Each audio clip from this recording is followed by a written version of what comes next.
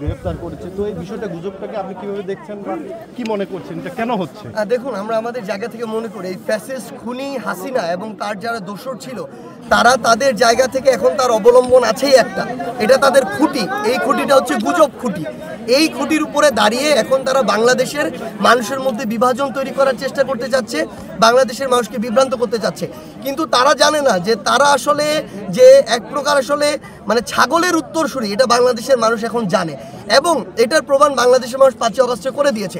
বাংলাদেশের মানুষ খুব ভালো করেই জানে যে তারা এই যে হাজার হাজার কোটি টাকা দেশ থেকে লুটপাট করেছে, ওই টাকা দিয়ে দেশে তো মুখ দেখানোর মতো মুখ তাদের নাই, মুখে তাদের অলরেডি চুনকালি মাখা। এই মুখ তো আর তারা দেখাতে পারছে না, এই জন্য ওই পাচারকৃত টাকা দিয়ে বিভিন্ন গুজব সেল থেকে, বিভিন্ন তাদের ওই প্রোপাগান্ডা সেল থেকে তারা এগুলো ছড়াচ্ছে। কিন্তু আমরা মনে করি আমাদের এদিকে কান দেওয়ার আসলে সময় নেই। বাংলাদেশের মানুষ যথেষ্ট বিবেকবোধ সম্পন্ন, বাংলাদেশের মানুষ এগুলোকে পাত্তা দেয় না, বরং এগুলো তাদের বিনোদনের খোরাক যোগায়।